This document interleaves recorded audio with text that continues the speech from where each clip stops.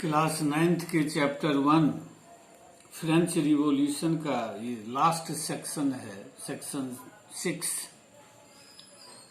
जिस section C का topic है the revolution and everyday life, कि इन फ्रेंच रिवॉल्यूशन ने किस तरह लोगों के दैनिक जीवन में परिवर्तन लाया, लोगों के डेली लाइफ से जुड़ी हुई चीजें इसने बदल करके रख दी। जैसे लोगों के द्वारा पहने जाने वाले ड्रेस, लोगों के द्वारा बोली जाने वाली भाषा बोली, लोगों के द्वारा पढ़ी जाने वाली बुक्स, इन सब को जो है सो फ्रेंच रिवॉल्यूशन ने बदल करके रख दिया।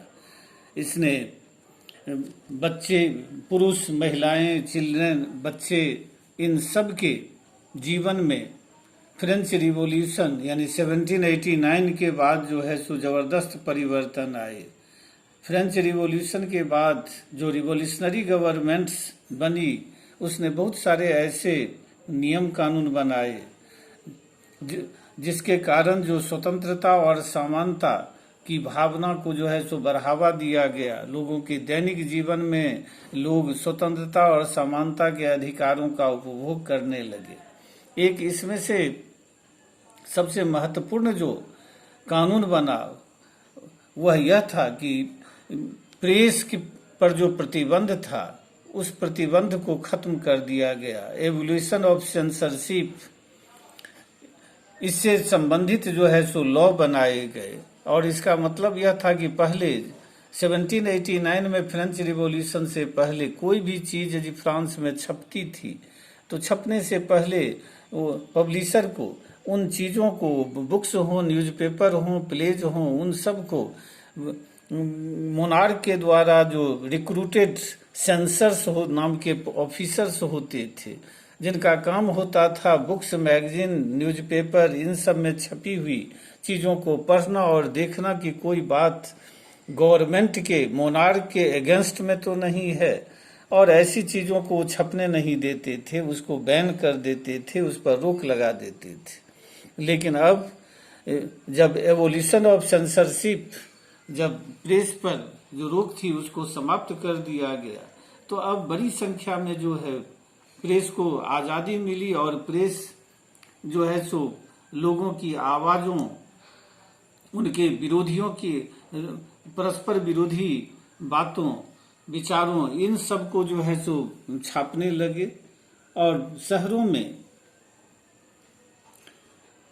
इसकी बाढ़ आ गई। शहर से जो है सो ये बुक्स, मैगजीन, पंपलेट, ये प्रिंटेड पिक्चर, ये सब गांव देहातों तक पहुंचने लगे। इनमें छपनी वाली जो बातें होती थी वो ऐसी होती थी कि लोग परस्पर विरोधी विचार जो है सो इसमें छपते थे। लोग इनको पढ़ करके अपना जो है सो विचार बनाते थे कि कितनी बात किस पक्ष की सही है। इसी तरह आर्ट का अलग अलग फॉर्म जो है, जैसे पेंटिंग, प्लेज यानी नाटक, सॉन्ग्स यानी म्यूजिक, फेस्टिव उत्सवी जुलूस, ये सब बड़ी संख्या में जो है सो अब आयोजित की जाने लगी, बनने लगी। और इसके माध्यम से ऐसे लोग भी जो पढ़ लिख नहीं सकते थे, उनको भी लिबर्टी, इक्वलिटी और जस्टिस यानी स्वतंत्रता, समानता और न्याय से संबंधित विचारों को समझने, जानने का अवसर मिला। तो ये सब लोगों के जीवन में होने वाले, व्यवहारिक जीवन में होने वाले परिवर्तन से थे। दैनिक जीवन में जो लोगों में परिवर्तन आया, लोग पढ़ने लिखने का कल्चर ज्यादा जो है सो डेवलप किया। कल्चरल प्रोग्राम बड़ी संख्या में आयोजित की जाने लगी। फेस्टिव प्रोसेसन जो है सो बड़ी संख्या में जो आयोजित की जाने लगी। लोगों का ज्यादा जो है सो कलरफुल जीवन बन गया फ्रांस में। अब एक इसी के अंतर्गत एक कंक्लूजिंग जो टॉपिक है वो है rise of Napoleon Bonaparte. Napoleon Bonaparte France का रूलर था। यह पावर में आया उस समय जब डायरेक्टरी रूल जो फ्रांस में बना था वह असफल हो गया और क्योंकि डायरेक्टर्स और नेशनल असेंबली के बीच अक्सर जो है सो विवाद होता रहता था, और नेशनल असेंबली अक्सर जो है सो डायरेक्टर्स को धमकाते रहते थे, उनको उनके पोस्ट से हटाने की धमकी देते रहते थे। ऐसी स्थिति में फ्रांस में, खास करके राजधानी पेरिस में अराजकता फैल गई। इस अराजकता को दूर करने के लिए एक मिलिट्री ऑफिसर को एक मिलिट्री ट्रूप के साथ जो है सो भेजा गया। यह मिलिट्री ऑफिसर नेपोलियन बोनापार्ट था, जो पेरिस में शांति स्थापित किया और इसकी लोकप्रियता बहुत ज्यादा बढ़ गई। बाद में इसको फ्रांस का जो है सो मिलिट्री का जनरल बनाया गया। उसके रूप में, एक जनरल के रूप में भी इसने फ्रांस को पड़ोसी देशों पर जीत प्राप्त करके फ्रांस के लोगों को गर्व अनुभव कराया। उसके बाद जो है सो फ्रांस के नेशनल असेंबली ने इसको प्रेसिडेंट बना दिया, और प्रेसिडेंट के रूप में भी इसने बहुत अच्छे काम किए। इस अपनी लोकप्रियता को बढ़ाया इसने। 1804 में अपनी लोकप्रियता के बल पर इसने अपने आप को फ्रांस का एम्परर, राजा जो है सो घोषित कर दिया।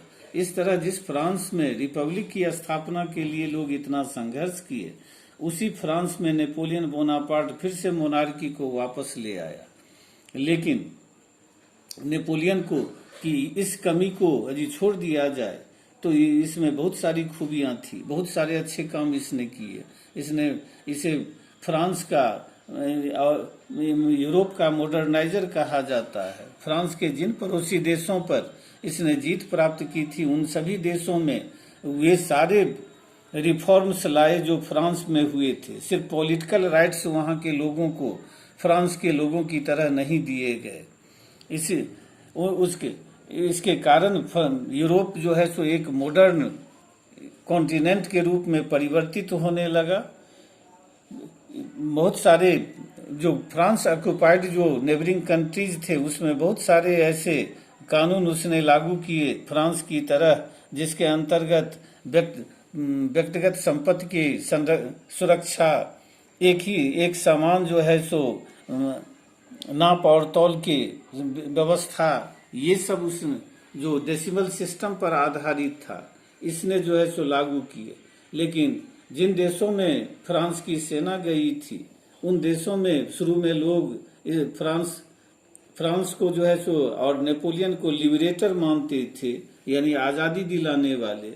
लेकिन शीघ्र ही जब नेपोलियन बोनापार्ट उन देशों में अपने फैमिली के लोगों को वहां का रूलर बनाने लगा, तो उसकी लोकप्रियता काफी घटने लगी। वहां के लोग जो है सो फ्रांस से नाराज हो गए। फ्रांस समझने लगे कि उनके साथ फ्रांस ने धोखा किया है।